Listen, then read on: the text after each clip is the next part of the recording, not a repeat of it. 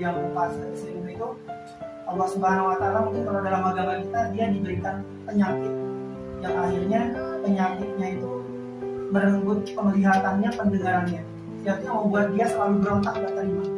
Tapi ternyata apa yang terjadi dengan konsisten terus dikuatkan, akhirnya Helen Keller ini menjadi salah seorang penulis terkenal di dunia. Sampai hari ini karyanya sangat luar biasa. Beliau juga seorang dosen, beliau juga seorang politikus. Sangat luar biasa sekali. Karenanya ayah bundaku semuanya, jangan sampai kita melihat anak kita hari ini. Kita terus temani prosesnya, terus kita hadirkan Allah Subhanahu Wa Taala untuk membantu kita. Karena kita tidak ada apa-apanya tanpa pertolongan Allah Subhanahu Wa Taala. Ini kan contoh kasus ini kan kalau kita ini dalam agama kita membentak guru apalagi menempelkan itu kan tidak sekali ya. Tapi yang kita ambil di sini adalah bagaimana gurunya, orang tuanya itu konsisten. Ketika di sekolah bilang A, di rumah juga bilang A. Sehingga anak-anak itu tidak bingung. Loh kok di sekolah guruku, ustazahku ngajar aku A, tapi di rumah ibu bapakku ngajar aku B gitu. Jadinya anak ini bingung. Nah ini bagaimana nanti antara sekolah dengan di rumah itu sama. Sehingga anak-anak kita tidak bingung. Apalagi anak-anak kita ini spesial.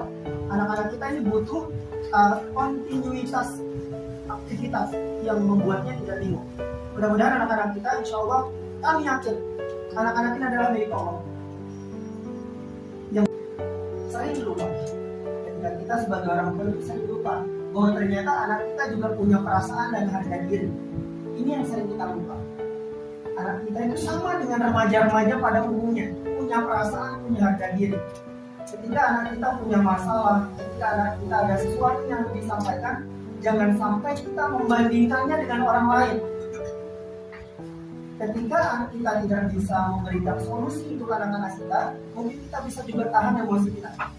Karena ketika kita membandingkan anak kita dengan orang lain, justru anak-anak kita tidak kelihatan bunda gitu.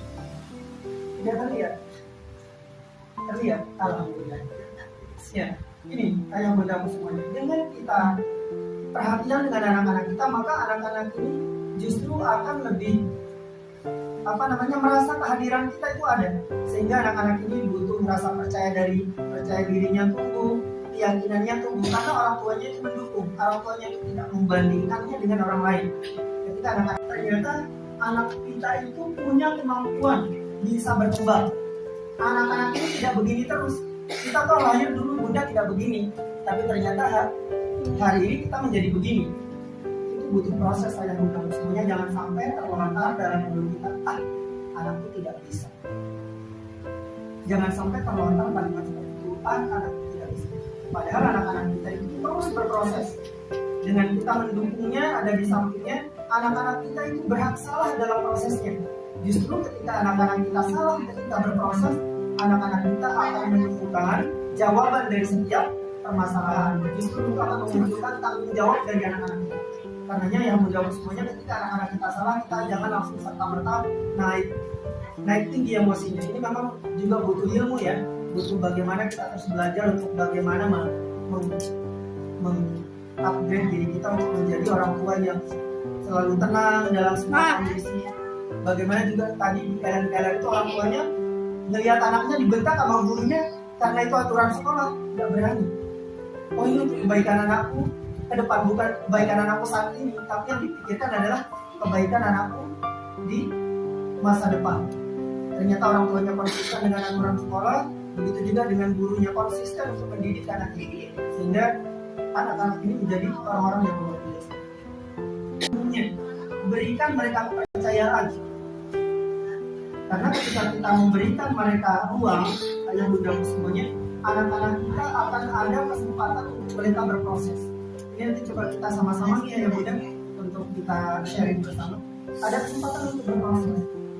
Ketika anak-anak kita berproses, di sana ada namanya jatuh, ada namanya bangun, dan di sanalah anak-anak kita belajar. Dan ini butuh kesabaran orang tua. Kan kadang-kadang kita sebagai orang tua, ketika anak-anak kita proses belajar gitu, tidak sabar. Tidak sabar kadang-kadang. Wah ini gitu. Nah, kadang-kadang kita jadi sebagai orang tua, ini kok berubah-berubah gitu. Padahal anak-anak kita sedang berproses. Kita jangan lihat anak kita hari ini tapi anak-anak kita hari ini sedang berproses. Pun saya yang sedang ngobrol saat ini, ayah bundaku semuanya berproses sampai diberikan amanah di Albana. Juga begitu ayah bundaku sampai diberikan amanah menjadi orang tua. Semuanya makanya ini pentingnya ayah bundaku semuanya. Dan alhamdulillah ayah bundaku menyekolahkan anaknya di sini. Kalau ada dulu ayah bundaku semuanya, ada anak kami di Albana. Anak kami di Albana itu tidak bisa mendengar.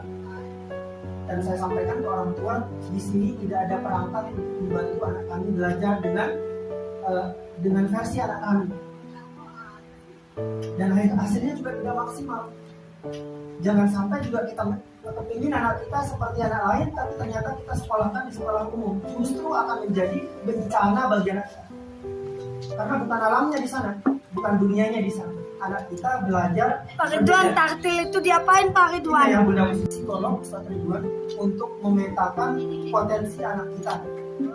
Gambaran anak kita, misalnya anak kita namanya Mas Rizky. Di awal masuk kita sudah tahu track recordnya. Oh dia ADHD, oh dia autis, oh dia ABCD gitu. Dari sana kita duduk dengan orang tua, ayah bunda, anak kita posisinya di sini. Nah dari sana kita tahu, oh Ustaz Ridwan, Ustaz Samsul nanti menyampaikan ayah bunda tahun ini kita muatin ini gitu. Jadinya kita tahu. Ketika kita tahu anak kita autis, kita juga tahu, oh berarti nanti saya berkomunikasi dengan anak saya kayak gini. Nanti coba saya juga buatkan contohnya bagaimana agenda harian anak-anak kita. Dengan kita tahu posisi anak kita tahu bagaimana berkomunikasi dengan anak kita. Sehingga kita juga ekspektasinya ke anak kita tidak berlebihan. Kita berekspektasi sesuai dengan kondisi anak kita. Ini misalnya juga mungkin nanti ke depan kalau bisa anak-anak kita bekerja sama dengan psikolog untuk kita lihat gambarannya Ustaz Ridwan. Dari sana nanti kita bisa melihat track record anak kita supaya nanti juga tumbuh kembangnya kita tahu, oh tahun kedua anak-anak kita di insan mandiri dapat ini gitu. Orang tua jadinya juga legowo, oh ternyata benar tahun kedua anakku sudah bisa begini gitu. Ini juga butuh ini ayah bunda semuanya. Dengan kita tahu gaya komunikasi anak kita, dengan kita tahu belajar gambaran anak kita, mudah-mudahan anak-anak kita juga nanti terpetakan dari tahun ke tahun pertumbuhannya. Terus ini yang penting anak-anak kita misalnya nih mau berangkat sekolah ke insan mandiri, kita nggak memberikan mereka kepercayaan untuk pakai sepatunya, pakai bajunya, cepetan gitu. Kita sebagai orang tua, padahal dengan kita ngasih spare waktu sebentar saja untuk mereka pakai sepatunya, mereka belajar berproses di sana untuk dapat tanggung jawab. Tapi kita sebagai orang tua kan maunya cepet nanti kamu telat gitu. Padahal di sana itu ada tanggung jawab. Di sana dia pakai sepatunya, kita kasih tanggung jawab rapiin bukunya untuk berangkat ke insan mandiri. Itu dia ayah bunda. Kita maunya cepet, ayo cepet gitu. Padahal anak-anak kita butuh proses di sana, butuh delay waktu di sana. Ketika nanti kita kasih kepercayaan, kita juga bersabar,